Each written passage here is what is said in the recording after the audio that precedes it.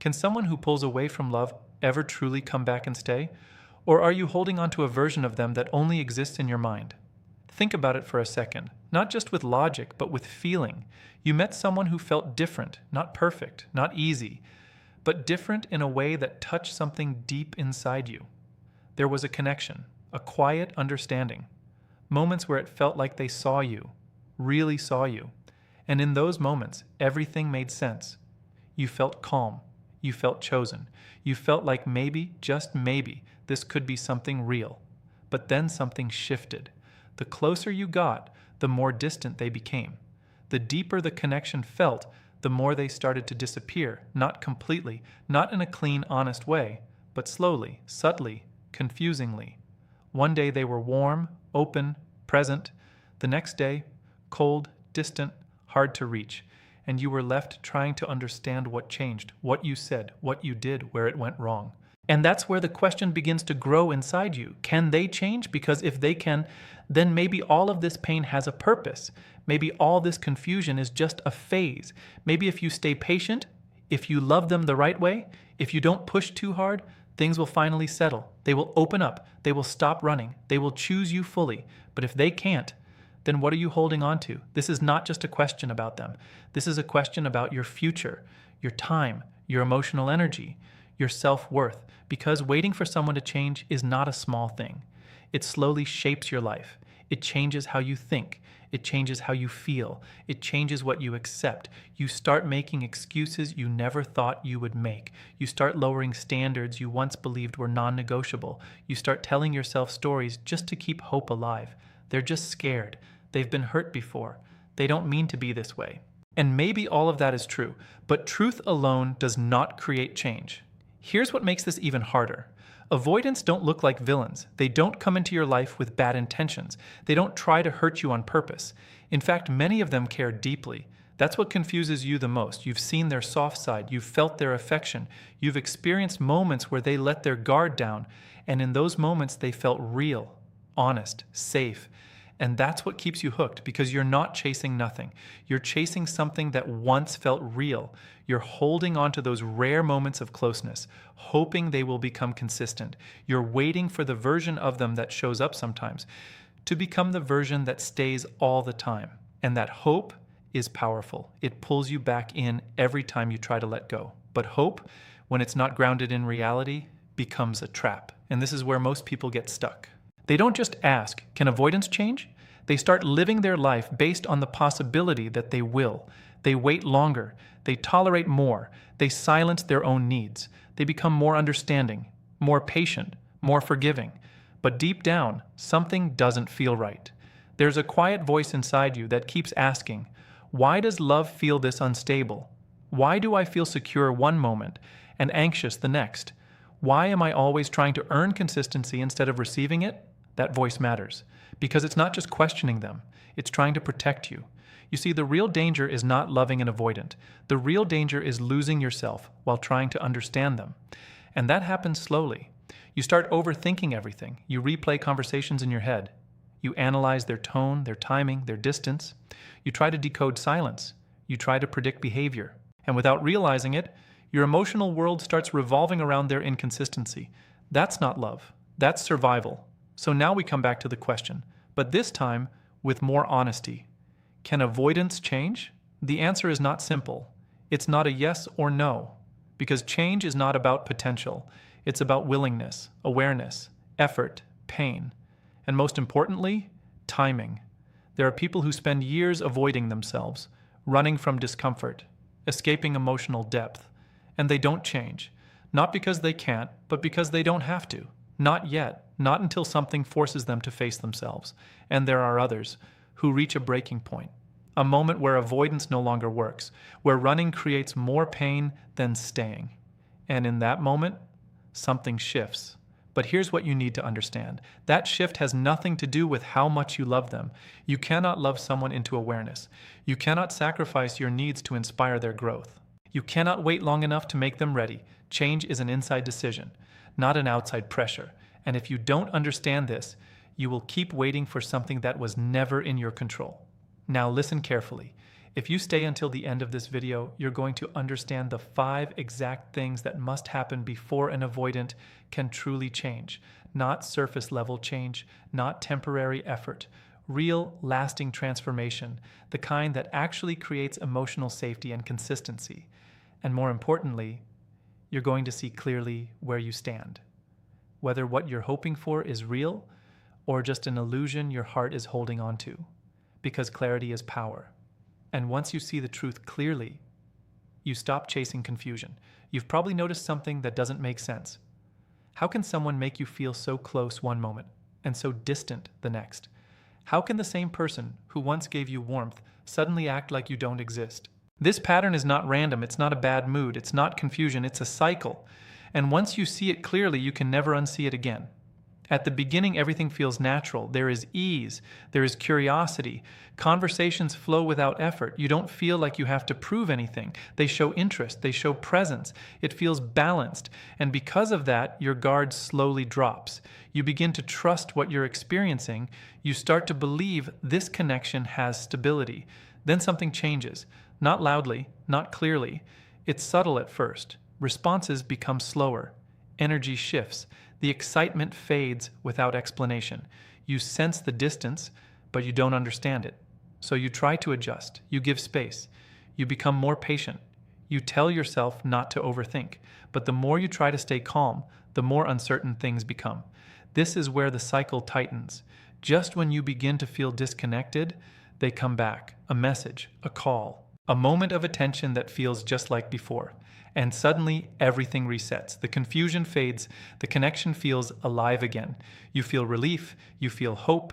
You feel like things are finally going back to normal. But that normal never stays. Because what you're experiencing is not consistency. It's fluctuation, a push and pull that keeps repeating itself. And every time it repeats, it pulls you deeper into emotional attachment while giving you less stability in return. This creates something powerful inside your mind. Uncertainty. And uncertainty does something very specific to human psychology. It makes you focus more. It makes you invest more. It makes you chase clarity. When something is stable, your mind rests. But when something is unpredictable, your mind becomes alert. It starts searching for answers. It becomes obsessed with patterns. That's why this dynamic feels so intense. You're not just connected to the person. You're connected to the emotional highs and lows they create. The moments of closeness feel stronger because they are rare. The distance feels heavier because it follows something meaningful. And your brain begins to link pain with reward, distance with relief, confusion with hope. Without realizing it, you are being pulled into a loop. You start measuring your worth through their behavior. When they show up, you feel valued. When they pull away, you feel rejected. And even if you try to stay logical, your emotions don't follow logic. They respond to patterns. And this pattern slowly shapes how you see yourself. You begin to question things you never questioned before. Did I say too much? Did I move too fast? Am I expecting too much? These thoughts don't come from truth. They come from instability. Because when something feels unclear, the mind tries to fill the gaps.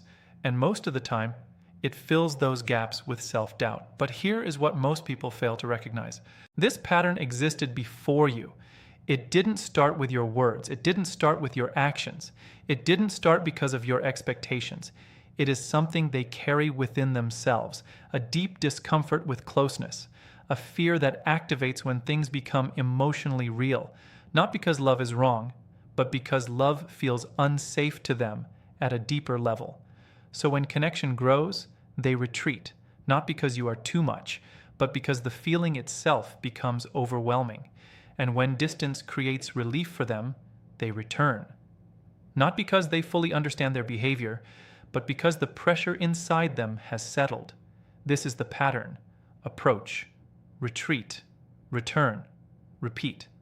And every time it repeats, it strengthens the emotional bond on your side, while keeping emotional distance on theirs. That imbalance is what creates confusion, because you are moving toward clarity, while they are moving away from it. Now pause and think about this. How long can a connection survive without stability? How long can you stay in something that keeps changing its shape? At first, you believe it will settle. You believe time will fix it. You believe consistency will eventually come. But time does not fix patterns that are not being addressed. It only makes them more familiar. And familiarity can feel like comfort, even when it's hurting you. That is why people stay longer than they should.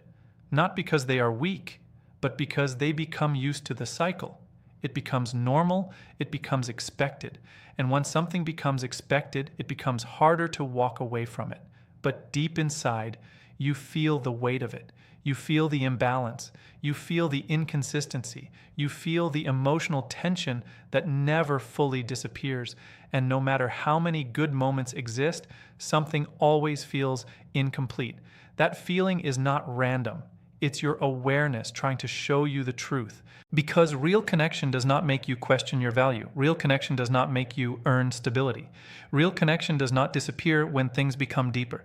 So when you look at this pattern clearly, without excuses, without hope covering reality, you begin to understand something important. This is not about a single moment. This is about a repeated behavior.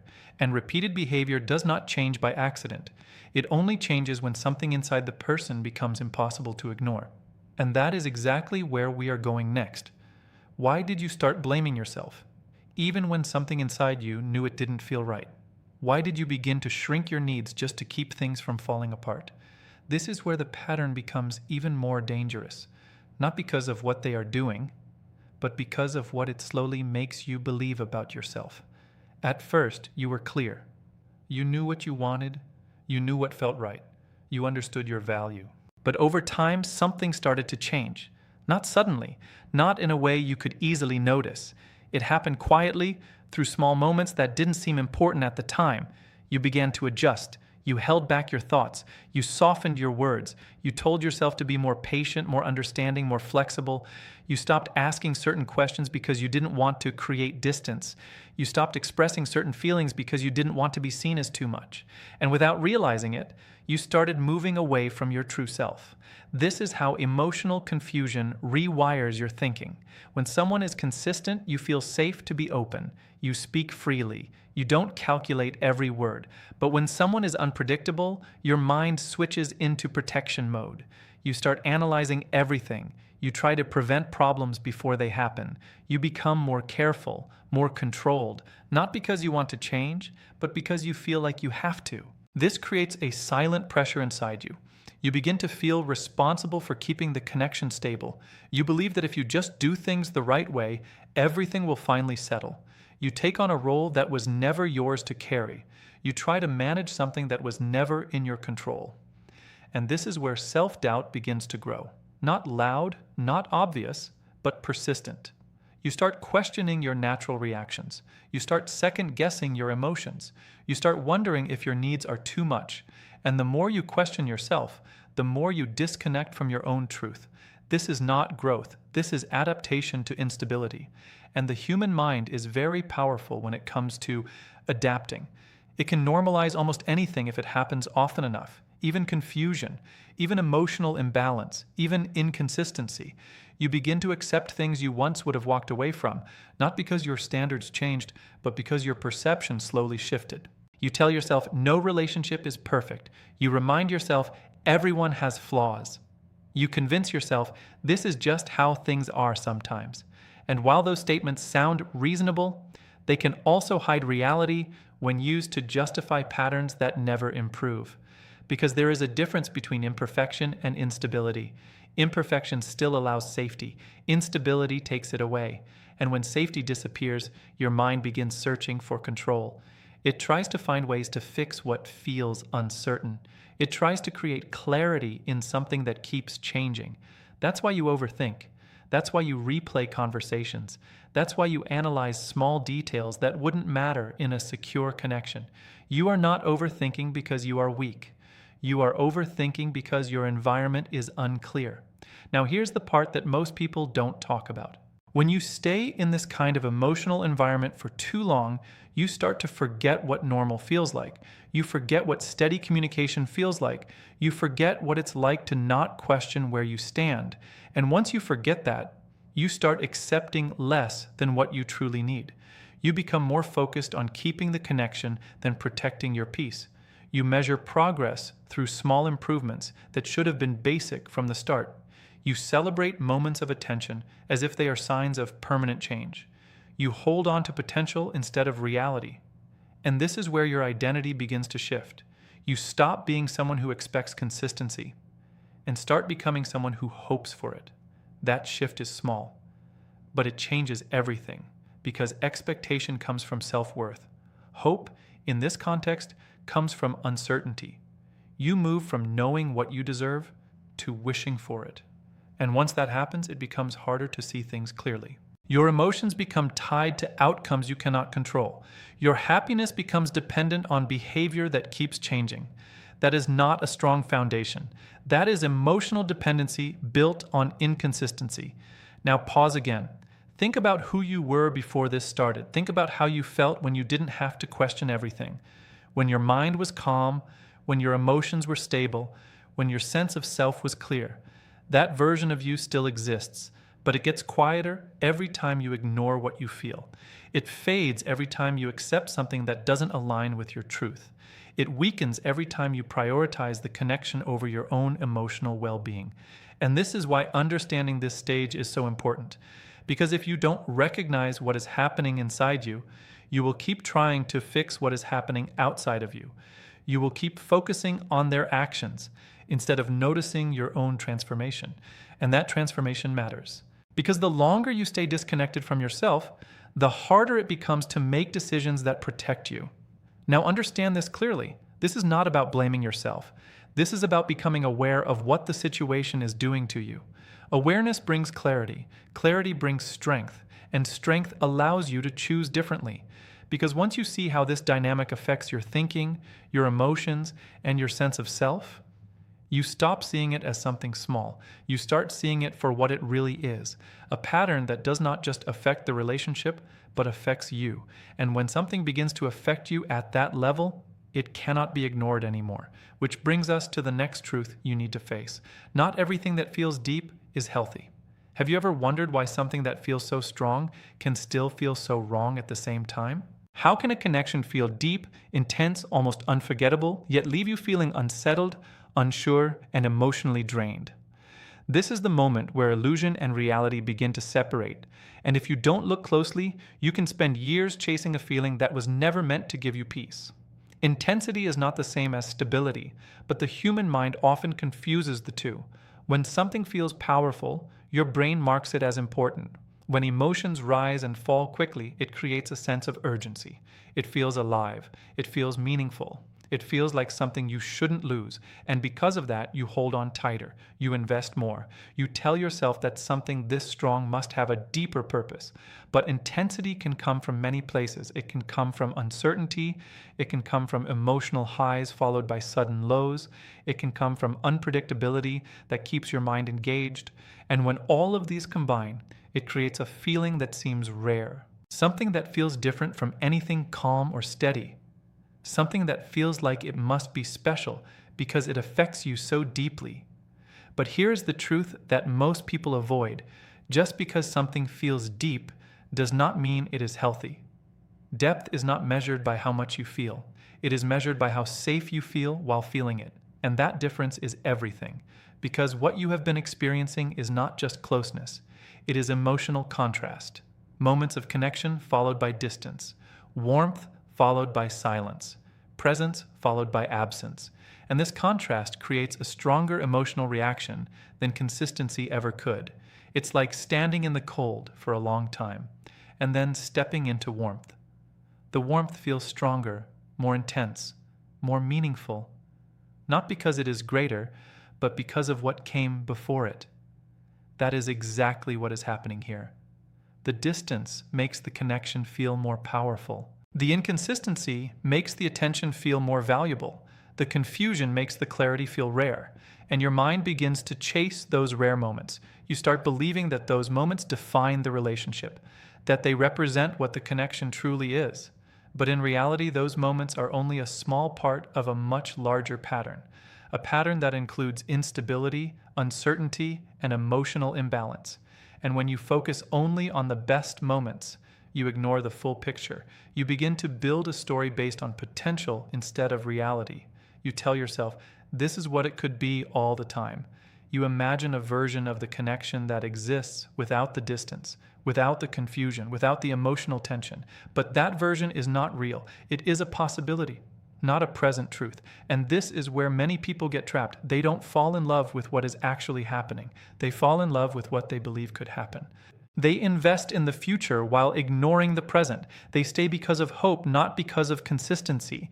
And hope, when it is not supported by real change, becomes a slow form of emotional exhaustion, because you are always waiting, waiting for things to settle, waiting for behavior to align, waiting for clarity to replace confusion. But waiting does not create transformation. Time alone does not shift patterns. If nothing changes internally for the person, everything continues externally for you. And that is why this realization matters, because once you stop confusing intensity with something meaningful, you begin to see things clearly. You begin to ask different questions. Not why does this feel so strong, but why does this feel so unstable? Not how can I make this work, but why does this require so much effort to feel okay? These questions bring you back to reality, and reality is where clarity lives. Because real connection does not depend on emotional highs to feel meaningful. It does not require confusion to feel deep. It does not leave you questioning your place. Real connection feels steady.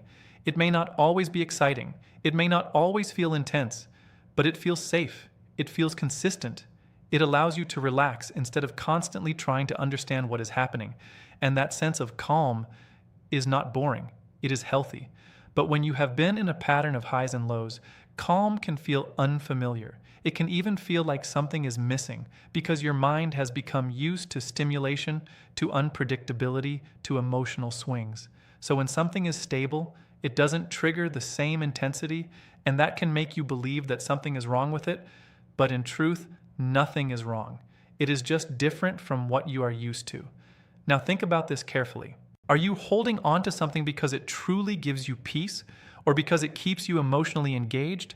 Are you staying because it feels right, or because it feels intense? There is a difference. And understanding that difference can change everything. Because once you stop chasing intensity, you start valuing stability. You stop needing emotional highs to feel connected. You stop accepting emotional lows as normal. You start recognizing that real connection is not about how strong something feels in moments, but how stable it feels over time. And this is where your perspective begins to shift. You no longer measure the relationship by rare moments of closeness. You begin to look at the full pattern, the consistency, the effort, the emotional safety. You stop asking, what could this be? And start asking, what is this right now? That question grounds you because it removes illusion. It removes imagination. It removes the future you keep hoping for. And it brings you back to the present. And in the present, you can finally see things clearly. You can see whether this connection supports you or slowly drains you. You can see whether it builds your sense of self or slowly breaks it down. You can see whether it gives you peace or keeps you in emotional tension. And once you see that clearly, something inside you begins to change, because clarity does not just inform you, it transforms you. And from that place, you are ready to face the next truth. Not everyone who feels something deeply is ready to handle it.